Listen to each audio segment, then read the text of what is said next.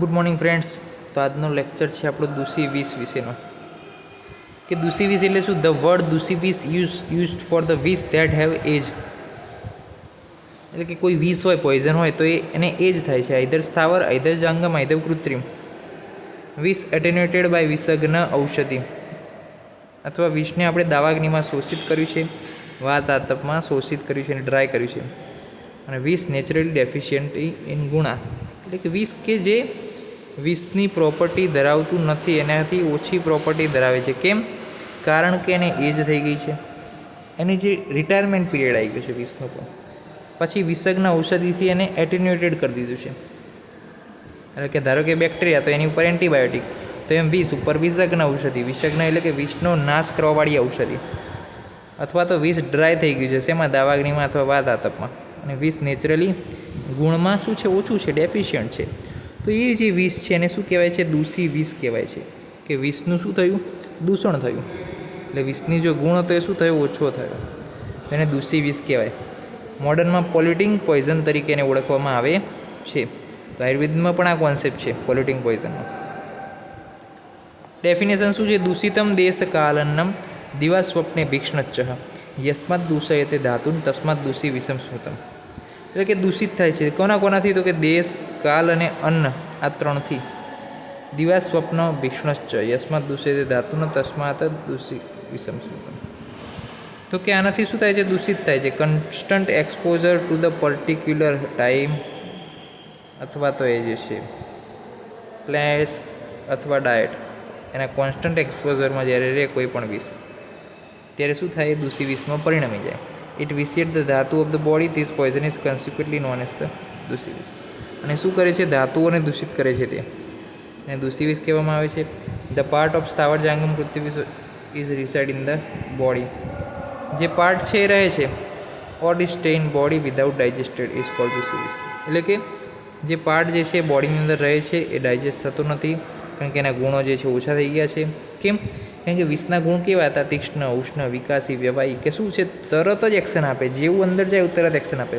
પરંતુ જ્યારે વિષના ગુણોની અંદર ડેફિશિયન્સી આવી છે ત્યારે તરત એક્શન નહીં આપે, પરંતુ એ શરીરમાં શું રહેશે? પડ્યું રહેશે, વિધાઉટ ડાયજેશન. તો એ જે છે વિધાઉટ ડાયજેશન જ્યારે પડ્યું રહે ત્યારે આપણને કોઈ નુકસાન કરતું નથી. તો એ જ વસ્તુ અહીંયા દૂષી વિષમાં આપેલી છે. તો હવે નિદાન ઓફ દૂષી વિષ જોઈ લઈએ કે કયા કયા કારણોથી દૂષી વિષ જે છે થઈ શકે છે. તો પ્રતિકૂળ દેશ હોય, કાલ હોય, અન્ન હોય, પ્રતિકૂળ આહાર વિહાર, મૈથુન અને ક્રોધ. એટલે જુઓ, એવું નથી કે કોઈ ઔષધ, કોઈ પ્લાન્ટ એ જ દૂષી વિષ હોઈ શકે, કે કોઈ જંગમ. પરંતુ તમારો જે છે પ્રતિકૂળ આહાર વિહાર પણ જે છે દૂષી વિષ સ્વરૂપે હોઈ શકે. દાખલા તરીકે તમે અધ્યસન કર્યું ને તમારા શરીરની અંદર પડી રહ્યો આમ સ્વરૂપે, તો એ પણ શું છે? એક પ્રકારનું દૂષી વિષ, કે ડાયજેસ્ટેડ થયા વગર પડી રહ્યું છે. તો પ્રતિકૂળ દેશમાં વારંવાર રહો, પ્રતિકૂળ કાલમાં રહો, પ્રતિકૂળ અન્નમાં, આહાર વિહારમાં મૈથુન કરો, પ્રતિકૂળ અને પ્રતિકૂળ ક્રોધ કરો, તો vitally immunity is decrease in the human. તો હ્યુમનની ડિક્રીઝ થાય ઇમ્યુનિટી. હવે લો ઇમ્યુનિટી હોય તો પછી શું થશે? દૂષી વિષ પ્રોડ્યુસ થશે બોડીની અંદર. શું પ્રોડ્યુસ થશે? દૂષી વિષ. અને જ્યારે દૂષી વિષ પ્રોડ્યુસ થાય ત્યારે શું ઉત્પન્ન થાય? પહેલાં પૂર્વરૂપ ઉત્પન્ન થાય, પછી રૂપ ઉત્પન્ન થાય. તો પૂર્વરૂપની અંદર તમને શું આવે? પહેલાં ઊંઘ આવે, કારણ કે તમારી અંદર શું છે? ઇનડાયજેસ્ટેડ છે બધું. પછી ગુરુત્વ આવે, પછી બગાસા આવે, પછી જે છે વિશ્લેષ હર્ષ. વિશ્લેષ એટલે કે ફ્લેક્સિબલ જે છે જોઈન્ટની અંદર શું આવે? લેક્ઝેટી આવે, એક પ્રકારની લેક્ઝેશન આવે, વિશ્લેષ થાય. હર્ષ એટલે કે હોરિપિલેશન થાય. અને અંગ મળે એટલે કે મેલાઇઝ, એક પ્રકારની જે ફીવરમાં ફિલિંગ આવે છે કે આખા શરીરમાં તમને શું લાગે? થાક લાગે. તો એ પ્રકારનું જે છે અહીંયા જોવા મળે છે પૂર્વરૂપ તરીકે. હવે રૂપની વાત કરી લઈએ કે રૂપમાં શું શું જોવા મળે છે લક્ષણોમાં. તો દૂષી વિષ જો રક્તને વિષેટ કરે તો એની અંદર અરુણશિકા, કીટી અને કોઢ જોવા મળે છે. ઓકે, આ પ્રકારનું જોવા મળે છે. પછી બીજા સિમ્ટમ્સ આપેલા છે કે ડાયરિયા, કોમ્પ્લેક્શન ચેન્જ થાય, એટલે કે તેના અર્ધિત ભિન્ન, એટલે કે ડાયરિયા, પૂરી સવર્ણ કે ચેન્જ થાય કોમ્પ્લેક્શન. ઓકે, જે સ્ટૂલ છે એનું અને બોડીનું પણ. વિગંધ વૈરસ્ય મુખ, વિગંધ એટલે કે એક પ્રકારની સ્મેલ આવે, પ્લસ વૈરસ્ય મુખ, તો મુખ જે છે વૈરસ્ય થાય. તૃષ્ણા, મૂર્છા, વમન, ગદગદ, વાગીષણો, ભવેચ્છ, દુષ્યોદર, લિંગુજિષ્ટમ, ફેન્ટનિંગ, સ્ટેમરિંગ, ડિપ્રેસ અને એબ્ડોમિનલ ડિસઓર્ડર પણ જોવા મળે છે. દુષ્યોદર. ઓકે, તો એ પ્રકારના જે છે લક્ષણો જોવા મળે છે.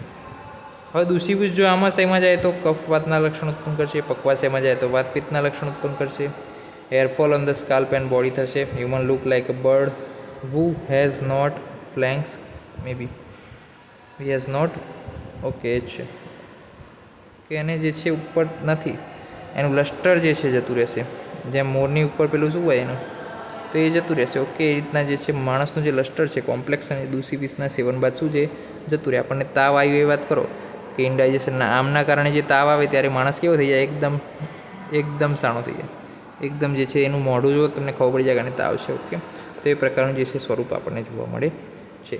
તો નેક્સ્ટ લેક્ચરમાં બીજી વાત કરીશું. ચલો લક્ષણો જોઈ લઈએ કે એની અંદર અન્નમદ, અવિપા, કરોચક, મંડલ, કોઠ, વૈવર્ણે, પાર્શ્વત, કરશોથ, કુષ્ઠ, મોહ અને મૂર્છા, વિષમજ્વર, સ્વર વિકૃતિ અને શુક્રક્ષય જોવા મળે છે.